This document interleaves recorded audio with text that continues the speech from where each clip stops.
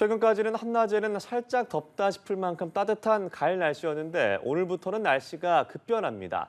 날이 부쩍 추워진다고 하는데요. 특히 겨울이 시작된다는 절기 입동인 목요일엔 겨울 추위가 찾아온다는데 오늘 맹소영 기상 칼럼니스트와 함께 자세히 알아보겠습니다. 안녕하십니까? 네, 안녕하세요. 네, 그동안은 맑고 따뜻한 날씨가 계속됐었는데요. 이 가벼운 옷차림만으로도 다니기 좋았는데 오늘부터는 날씨 상황이 크게 바뀐다고요. 일단 오늘은 북쪽을 지나는 기압골의 영향으로 전국에 비 예보가 있습니다. 오전까지는 중부 지방에, 낮에는 호남 지방에, 그리고 오후에는 제주도에 가끔 비가 내리는 곳이 있겠는데요. 양은 5mm로 많지는 않겠습니다. 문제는 비가 그친 뒤에 북서쪽에서 찬 공기가 남하하면서 기온이 낮아져서 추위가 찾아온다는 겁니다. 한동안 워낙 평년 이맘때 기온보다 높았던 터라 오늘까지는 평년과 좀 비슷하겠고요. 내일부터는 기온이 많이 낮아집니다. 내일 아침 최저 기온이 2도에서 11도, 낮 최고 기온은 13도에서 20도, 그리고 수요일인 모레 아침 최저 기온은 영하권으로도 떨어집니다. 영하 1도에서 8도, 낮 최고 기온도 이제는 20도를 넘지 못해서 10도에서 17도 분포인데요.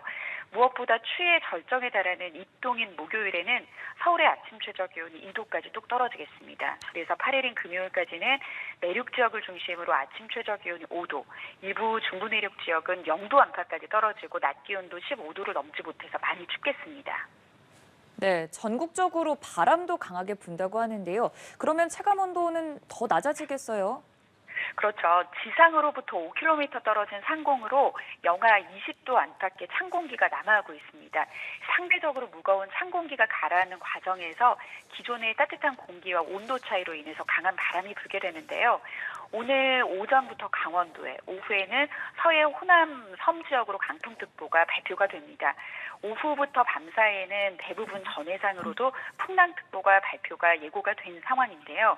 내일까지 순간풍속 초속 15m, 시속으로 환산하면 55km 안팎의 강풍이 전국 대부분 지방과 특히 해안 지역, 제주도를 중심으로 강하게 불겠습니다. 강한 바람으로 시설물에 대한 대비도 필요하지만 일단 찬 공기가 찬바람을 동반할 경우에는 체감 온도를 크게 떨어뜨리기 때문에 보온에도 각별히 신경을 쓰셔야겠습니다. 서울의 경우에는 내일 아침 기온 5도, 수요일에는 4도, 그리고 이번 가을 추위 절정에 달하는 목요일에는 2도까지 뚝 떨어지겠는데요. 찬바람이 강하게 동반될 경우에는 체감하는 추위는 0도 안팎까지 느껴질 가능성이 높기 때문에 이번 한 주는 좀 초겨울에 해당되는 따뜻한 옷차림을 하셔야 될 것 같습니다. 네, 올가을 들어 첫 한파특보가 내려질 가능성도 나온다고 하는데 가을이 유독 더 짧게 느껴집니다. 이번 추위 언제부터 좀 누그러질까요? 물론 이제 주 후반부터는 다시 평년 이상의 기온을 되찾기는 합니다. 근데 문제는 이번 추위가 찾아올 때 기온이 급격하게 급변하는 점을 좀 고려를 하셔야 될 것 같은데요. 모든 기상특보는 주의보와 경보의 기준별로 내려지게 되는데 한파특보는 조금은 다릅니다.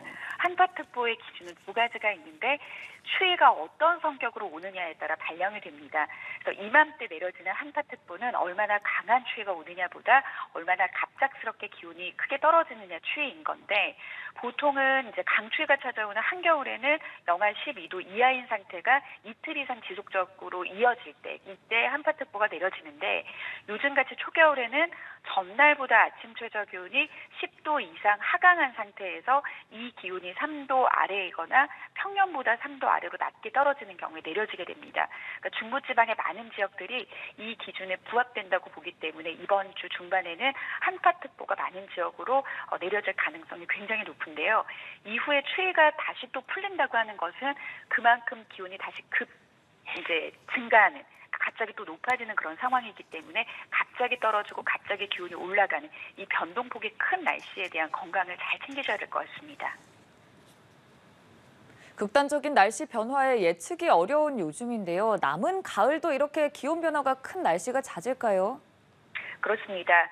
기상청은 매월 23일이 되면 향후 한 달 날씨에 대한 상세한 전망 그리고 향후 3개월간의 단기 기상 전망을 발표하게 되는데 일단 지난 10월 23일에 발표한 기상청 11월부터 1월까지 기상 전망을 좀 살펴보면 12월을 제외하고는 11월과 1월은 평년보다 좀 대체로 높을 그 기온의 가능성을 전망을 했습니다. 그러니까 평년보다 높다고 해서 다만 전반적인 날씨가 따뜻하다고 해석하기는 좀 힘듭니다. 일단 최근 지구 온난화로 초래된 기후 변화의 주된 특징이 극한의 날씨가 나타나는 건데요. 그러니까 뭐 예를 들면 0도의 기온이 평균 기온이라고 했을 때 영하 2도와 영상 2도 사이에서도 0도의 평균값을 보일 수 있습니다. 그런데 영하 10도에서 영상 10도 사이에서도 겉보기에는 0도의 평균값을 보이는데요. 이처럼 전반적으로 평균값에서는 좀 비슷한 것처럼 보이지만 평균의 함정에서 극단적인 날씨가 나타날 가능성이 높습니다. 그래서 11월부터는 북쪽의 찬 공기가 확장하는 그런 이제 대륙 고기압이 본격적으로 세력을 강화하는 그런 시점이기 때문에 기온이 굉장히 급감하는 날씨가 좀 자주 나타날 가능성이 높겠거든요. 그래도 평년보다 높은 기온을 보이겠다라고 하는 것은 그만큼 하강폭, 상승폭, 변동폭이 큰 날씨가 이제는 11월부터 찾아올 겁니다. 그러면 올 겨울에 역대급 한파가 찾아오는 것 아닙니까? 뭐 역대급이라는 표현 자체가 요즘에 좀 일상 용어가 좀 됐기는 했는데 일단 네. 이런 장기 기상 전망을 통해서 역대급이라고 표현하는 거는 좀 어렵기는 하겠지만 그래도 지금 지구 온난화로 인해서 전반적으로 극한의 날씨가 나타나지기 때문에 어떻게 보면은 영하 18도 더 이하로 떨어지는 날씨와 함께 평년값보다 훨씬 웃도는 날씨가 동시에 공존할 가능성이 굉장히 높습니다. 하지만 이 한파가 얼마나 장기화될지는 장기 기상 전망보다는 이 날씨에 이제 맞닥뜨리는 이제 중기예보나 단기예보를 통해서 우리가 좀 더 상세한 어떤 한파의 모양은 좀 찾아볼 수 있을 것으로 전망이 됩니다.